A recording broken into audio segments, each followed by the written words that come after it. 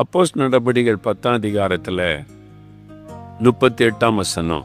அப்போஸ்தலர் 10:38 ஆண்டவருடைய வசனம் சொல்லுகிறது, இயேசு நன்மை செய்கிறவராகவும் பிசாசின் வல்லமையில் அகப்பட்ட யாவரையும் குணமாக்குகிறவராயும் சுற்றி தெரிந்தார்.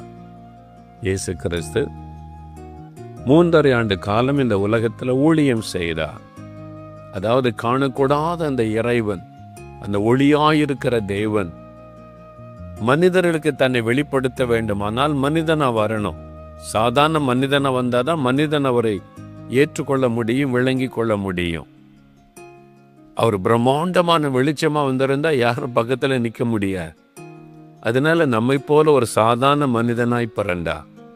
அதுதான் இயேசு. அந்த உலகத்தில் பிறந்தபோது அவருக்கு இயேசு என்று பெயரிடப்பட்டது. இயேசு என்றால் தமது ஜனங்களின் பாவங்களை நீக்க ரட்சிக்கிறவர் அப்படின்னு அர்த்தம். தேவன் மாம்சத்தில் வெளிப்பட்டா. ஒளியாயிருந்த அந்த காணக்கூடாத தேவன் நம்மை போல ஒரு மாம்சத்தில் வெளிப்பட்டார் என்று வேதத்தில் வாசிக்கிறோம். 1 தீமோத்தேயு 3:16 நாம் அதை வாசிக்கிறோம். அப்போ அவர் இந்த உலகத்தில் வந்தபோது 33.5 வருஷம்தான் உயிரோடு இருந்தார். இந்த உலகத்தில் மனுஷனாக 30 வயசுல ஊழியம் செய்ய ஆரம்பித்தார். 3 வருஷம் கிராமமா போனார், பட்டணமாய் போனார், ஜனங்களை தேடி போனார். அவர் போய் என்ன பண்ணாரு? இயேசுடைய வசனம் இங்க சொல்லப்படுகிறது, இயேசு நன்மை செய்கிறவராய் சுற்றி தெரிந்தார். ஜனங்களுக்கு நன்மை செய்தார். யாருக்குமே அவர் தீங்கு செய்தது கிடையாது. யாரையும் பயமுறுத்தினது கிடையாது. யாரையும் மிரட்டி நான் யார் தெரியுமா, நான் நினைச்ச என்ன நடக்கும் தெரியுமா, அப்படிலாம் ஒன்று ஆண்டு இயேசு செய்யவில்லை. அன்பா பேசினா, கனிவாய் பேசினா, மனதுருக்கத்தோடு பேசினா, எல்லா ஜனங்களையும் ஆண்டவர் நேசித்தா. ஆண்டவர் அவரிடத்துல நன்மை செய்தார். ஏனால் இயேசு நல்லவர். அவருக்கு நன்மை தவிர தீமை செய்ய தெரியாது. நம்மை உண்டாக்கின தேவன் நல்லவர். நம்மை சிருஷ்டித்த தேவன் நல்லவர். அவருக்கு தீமையெல்லாம் செய்ய தெரியாது. நீ கொஞ்சம் வியாதி வச்சுக்க, உனக்கு கேன்சர் வியாதி தர்றேன் அப்படிலாம் அவர் கொடுக்கிற தேவன் அல்ல. அவர் சுகமாக்குகிற தேவன். அவர் நமக்கு நன்மை செய்கிற தேவன். அவருக்கு நன்மை தான் செய்ய தெரியும். இந்த உலகத்தில் அவர் உலாவின போது அவரை தேடி வந்த எல்லாருக்கும் சுகம் கொடுத்தார், எல்லாருக்கும் நன்மை செய்தார். யாருக்கும் அவர் தீமை செய்யவில்லை. அது சில மத தீவிரவாதிகளுக்கு பிடிக்கவில்லை. இவர் நன்மை செய்கிறாரு, எல்லாரும் அவர் பின்னார போறாங்களே, அந்த பொறாமை. அதனால தான் அவரை சிலுவையில் அறையணும், கொல்லணும்னு எழும்பினார்கள். ஆனால் தீமை செய்கிற மக்களுங்க அவர் நன்மை செய்தார். பாருங்களேன், கெத்செமனே தோட்டத்தில் இயேசுவை கைதி பண்ணி அவர் கொண்டு போய் சிலுவையில் அறையணும்னு சொல்லி போர் வீரர்கள் அவங்கெல்லாம் வர்றாங்க. போலீஸ் டிபார்ட்மெண்ட் வருகிறாரு. அதில் ஒருத்தர் கையில் கத்தியோடு வந்து இயேசு அரெஸ்ட் பண்ணி கொண்டு போய் அடிக்கணும்னு வருகிறான். இயேசுடைய சீஷன் ஒருத்தர் கோபத்தில் அந்த பட்டயத்தை எடுத்து வெட்டி விட்டான். காது துண்டா போய்விட்டார். இயேசு பார்க்கிறார், இவன் என்னை பிடிக்க வந்தவன், நான் ஒரு தப்பும் செய்யலை, என்னை கொண்டு போய் சித்திரவதை பண்ண வந்தவன், அதனால அனுபவிக்கட்டும் அப்படி இயேசு சொல்லலை. அந்த காதை எடுத்து அவனுக்கு ஒட்ட வைத்து அவனை சுகமாக்கினார். இயேசு உலகத்தில் இருந்தபோது, மனுஷனா இருந்தபோது செய்த கடைசி அற்புதம் தான். அவனை கைதி பண்ணி கொண்டு போய் இயேசுவை சித்திரவதை பண்ண வந்த போர் வீரனுக்கு காது துண்டிக்கப்பட்டு விட்டது, ரத்தம் வடிக்கிறது, வேதனையில துடிச்சிருப்பான். இயேசு அந்த காதை எடுத்து ஒட்ட வைத்து அவனை குணமாக்கி விட்டார். அவர் எவ்வளவு நல்லவர் பாருங்க. தீமை செய்யறவங்களுக்கும் அவர் நன்மை செய்கிறவர். அதான் இயேசுடைய சுபாவம். நான் இயேசு கடவுளே கிடையாதேன்னு பேசினேன். இயேசு கடவுளே கிடையாது, கிறிஸ்தவன்லாம் முட்டாள், ஒரு மனுஷனை போய் தெய்வம் தெய்வம்னு வணங்கிட்டு இருக்கிறாங்க, அப்படிதான் நான் பேசினேன். இயேசுவை பற்றி கேவலமாக பேசினேன், திட்டினேன். யாராவது இயேசுவை பற்றி சொல்ல வந்த கோபமாக வரும் எனக்கு. தாறுமாற திட்டி அனுப்பிடுவேன். அப்படிலாம் இயேசுவை நான் திட்டினேன், அவமானப்படுத்தினேன். ஆனால் நான் வியாதிப்பட்டு சாக கடந்த போது இருதயம் வீங்கி கால் நடக்க முடியாமல் சப்பானியா டாக்டர்ஸ் எல்லாம் கைவிட்டுட்டாங்க, செத்து போயிடுவான் இந்த தம்பின்னு சொல்லி ஆனா அப்பா அவர் என்னை தேடி வந்தா. இவன் தானே என்னை திட்டினவன், நான் இத்தனையும் முறை இவனை தேடி வந்தனே, இவன் திட்டி திட்டி அனுப்பினா என்னை கேவலமா பேசினா அனுபவிக்கட்டும், அப்படி சொல்லலை. அவர் எங்க வீட்டுக்குள்ள வந்து என்னை சுகமாக்கினா. ஓ, இவங்க இந்துவா இருக்கிறாங்க, இவங்க வீட்டுக்குள்ள நான் வரமாட்டேன் அப்படின்னு இயேசு சொல்லவில்லை. இவங்க படம்லாம் வச்சிருக்காங்க, குத்துவிளக்கெல்லாம் வச்சிருக்கிறாங்க, இந்த வீட்டுக்குள்ள வந்து நான் அற்புதம் செய்ய முடியாதுன்னு வெளியில நிக்கல. இயேசு வந்தார் எங்க வீட்டுக்குள்ள. அவர் எவ்வளவு நல்லவர் பாருங்க, எவ்வளவு அற்புதமானவர். அவர் நல்ல ஒரு ஆண்டவர். எனக்கு அவரை விரோதிச்சு அவரை கேவலமா பேசின என்னை சுகமாக்கினார். சுகமாக்குற முன்னால் வந்து நீ மனம் திரும்பிவியா, உன் பாவத்தை ஒத்துக்கிறியா அப்படிலாம் ஒண்ணுமே பேசல. அவர் வந்து என்னை தொட்டு சுகமாக்கினார். அவருடைய அன்பு எவ்வளவு ஆச்சரியம் பாருங்க, ரொம்ப நல்லவர். அதனால அவர் நன்மை செய்கிறவராய் சுற்றி தெரிந்தார். இன்னைக்கு ஏதோ ஒரு நன்மை உங்களுக்கு தேவை, சுகம், ஒரு விடுதலை, குடும்பத்தில் ஆசீர்வாதம், கடன் பிரச்சனை தீரணும், வறுமை நீங்கணும், ஏதோ ஒரு நன்மை உங்களுக்கு தேவை. இயேசு அந்த நன்மை உங்களுக்கு செய்ய போகிறா. அதுக்கு தான் இங்கே உங்களை அழைச்சி கொண்டு வந்திருக்கு. உங்க நன்மை செய்யத்தான் இயேசு உங்களை அழைத்து கொண்டு வந்திருக்கிறார். இயேசு உங்களுக்கு ஒரு நன்மை செய்ய போகிறா. நீங்க ஒரு நன்மையை பெற்றுக்கொள்ள போறீங்க. அதுக்கு தான் இயேசு இங்கே உங்களை கொண்டு வந்திருக்கிறார். அவர் நல்லவர், நன்மை செய்கிறவராய் சுற்றி தெரிந்தார். இந்த வசனத்தில் அடுத்த பகுதி சொல்லுகிறது, பிசாசின் வல்லமையில் அகப்பட்ட யாவரையும் அவர் குணமாக்கினார். பிசாசின் வல்லமையில் அகப்பட்ட யாவரையும் குணமாக்கினார். கடவுள் நல்லவர்னு சொன்னா நல்லதுதானே உலகத்துல நடக்கணும்.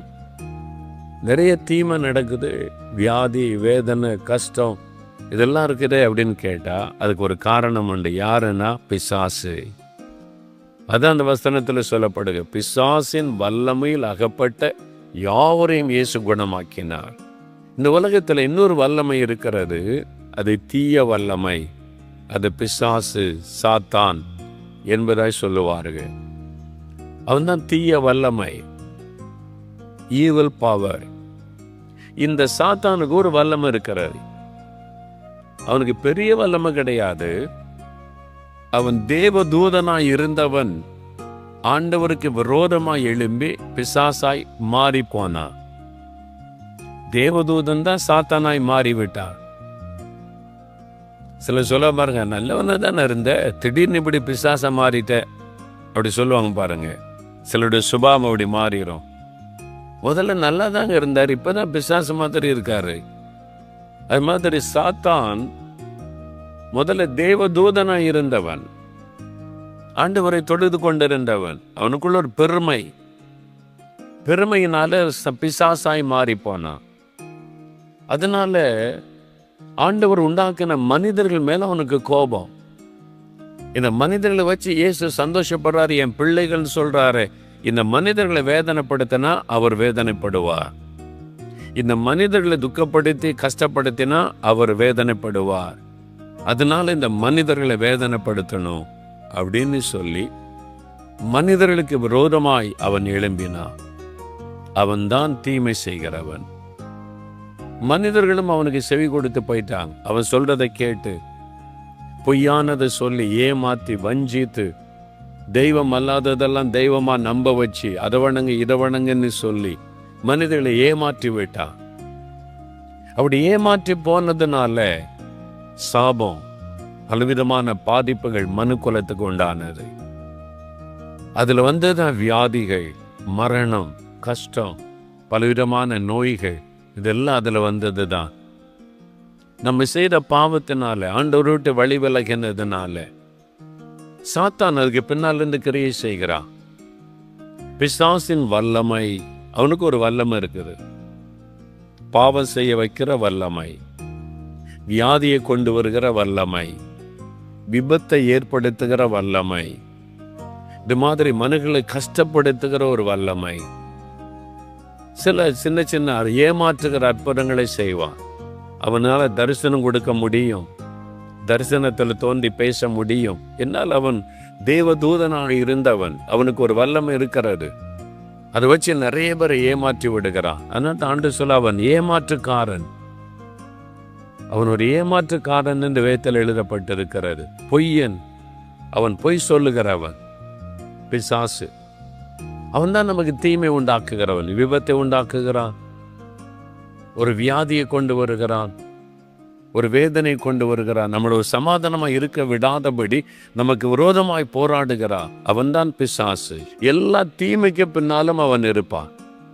எல்லா தீமைக்கு பின்னால இந்த சாத்தானுடைய கிரியை இருக்கும். இந்த சாத்தான் இந்த மக்களெல்லாம் வேதனைப்படுத்துகிறானே, வியாதியில், கஷ்டத்தில், பயத்தில், பலவிதமான கலக்கத்தில், தூக்கமில்லாமையினால வேதனைப்படுத்துகிறானே, இவங்களுக்கு நான் விடுதலை கொடுக்கணும்னு சொல்லி இயேசு சாத்தானின் வல்லமையில் அகப்பட்ட யாவரையும் குணமாக்கினார், விடுதலை கொடுத்தார். பெரிய சந்தோஷம். பார்த்தீங்களா, பில்லி சூன்யத்திலிருந்து விடுதலை, நோயிலிருந்து விடுதலை, பயத்திலிருந்து விடுதலை, இதெல்லாம் பிசாசு நான் வருகிறாரு, சாத்தான் கொண்டு வருகிறான். அதிலிருந்து ஒரு பரிகாரம், விடுதலை பெற்றுக்கொள்ள தவறான வழிகளையும் பிசாசை காண்பிப்பான். அதுல ஒரு நிரந்தர விடுதலை இருக்காது. அந்த நேரம் கொஞ்சம் திருப்தியா தெரியும், அவ்வளவுதான். ஒரு நிரந்தர விடுதலை இருக்காது. பிசாசு ஏமாத்திடுவான். அதான் சாத்தானுடைய தந்திரம்.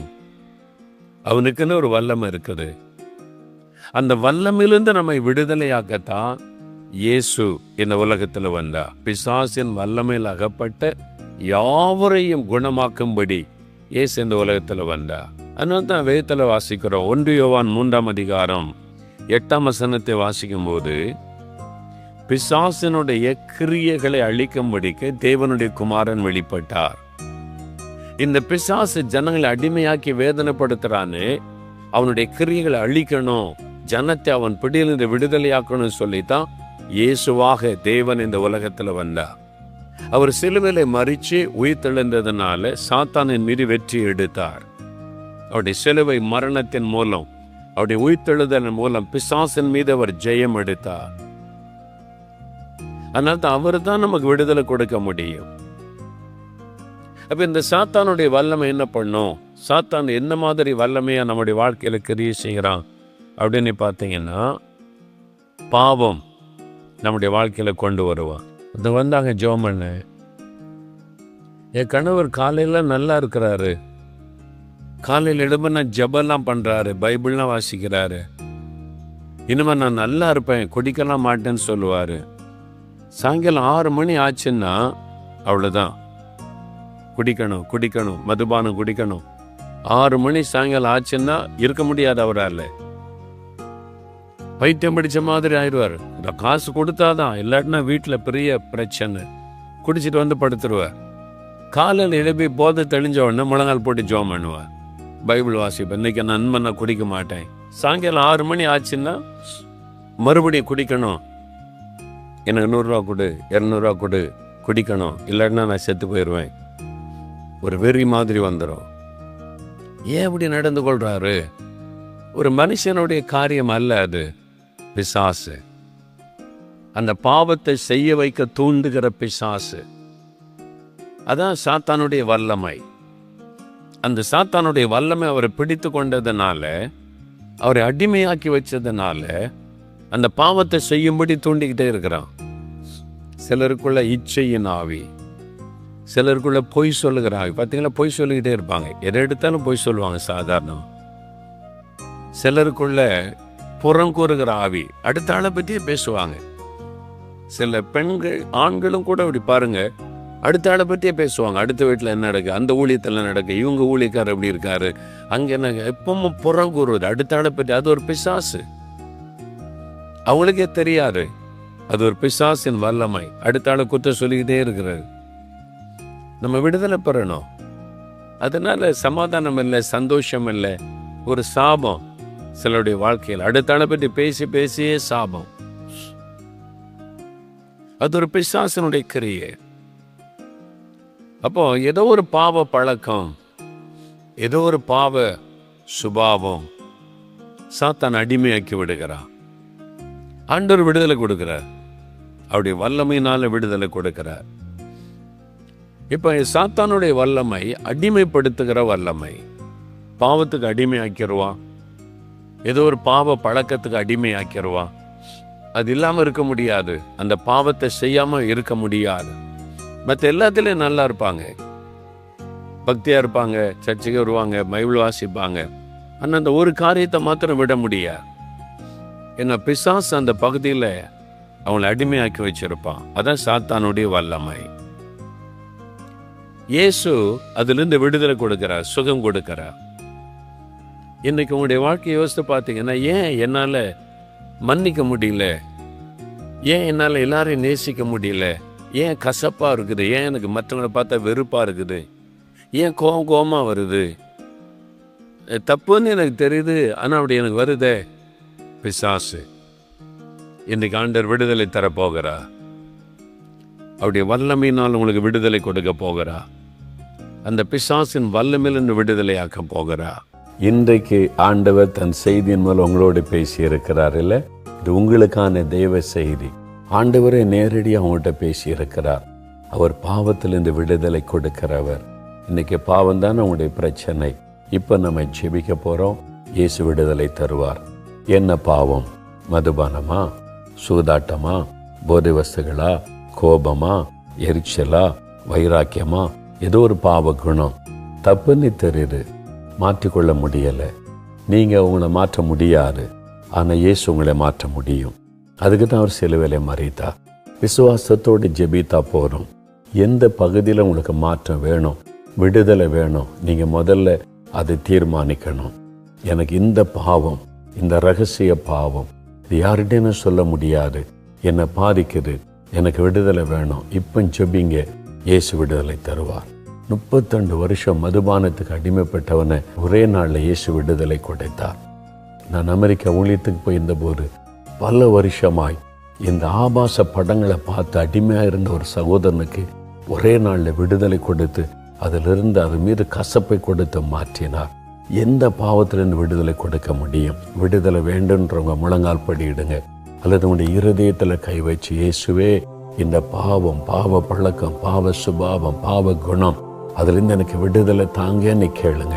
தகப்பனே, இந்த சகோதரனை பாரும், இந்த சகோதரியை பாரும், எனக்கு இந்த பாவத்திலிருந்து விடுதலை வேணும். இந்த பாவை அடிமையாக்கி வச்சிருக்கிறது, இந்த பாவ பழக்கம், பாவ சுபாவம், பாவ குணம், ஐயோ என்னை அடிமையாக்கி வேதனைப்படுத்துகிறது. இயேசுவே விடுதலை தாரும். இந்த பாவத்தின் வல்லமையிலிருந்து விடுதலை ஆக்கும். என் பாவ குணத்தை மாற்றும். எனக்கு ஒரு விடுதலையும் பரிசுத்தமும் வரட்டும் என்று யார் யார் இப்பொழுது ஜெபிக்கிறார்களோ ஒவ்வொரு சகோதரனுக்காக, சகோதரிக்காக ஜெபிக்கிறேன். இந்த வாலிப தம்பிக்காக, வாலிப மகளுக்காக ஜெபிக்கிறேன். இயேசு கிறிஸ்துவின் ரத்தம் சகல பாவங்களை நீக்கி சுத்திகரிக்கும் என்ற வார்த்தையின்படி உம்முடைய ரத்தத்தின் வல்லமை அவர்களுக்குள் இறங்கட்டும். ஒரு சுத்திகரிப்பு உண்டாகட்டும். இயேசு கிறிஸ்து விடுதலையாக்கினால் மெய்யாகவே விடுதலை ஆவீர்கள் என்ற வார்த்தையின்படி இன்றைக்கு இயேசு கிறிஸ்துவின் நாமத்தில் விடுதலை உண்டாகட்டும். அந்த பாவ கட்டுகள் அறுக்கப்படட்டும் இயேசுவின் நாமத்தில். அந்த பாவ சுபாவங்கள் மாறட்டும் இயேசுவின் நாமத்தில். ஒரு பரிசுத்தம், தெய்வீக சுபாவம் அவளுக்குள்ளே வரட்டும். அந்த பாவத்தை கொண்டு வருகிற பொல்லாத ஆவிகளை இயேசுவின் நாமத்தில் நான் கடிந்து கொள்கிறேன். அந்த அசுத்த சிந்தனைகளையும் அசுத்தமான பாவத்தை கொண்டு வருகிற அசுத்த ஆவிகளை இயேசுவின் நாமத்தில் நான் கடிந்து கொள்கிறேன். விடுதலை உண்டாகட்டும், நல்ல ஒரு மாற்றம் உண்டாகட்டும். இன்று முதல் ஒரு பரிசுத்த சிந்தையும் பரிசுத்த எண்ணமும் அவளுக்குள்ளே வரட்டும். இனி எந்த பாவத்தை செய்யாதபடி பரிசுத்தத்திலே காத்துக்கொள்ளும். ஆண்டவரே, உம்முடைய பிள்ளைகள் பாவத்தை அறிக்கையிட்டு செய்துட்டாங்க. என்னென்ன ஆசீர்வாதத்துக்கு இந்த பாவம் தடையா இருந்ததோ அந்த தடையெல்லாம் விலகட்டும்.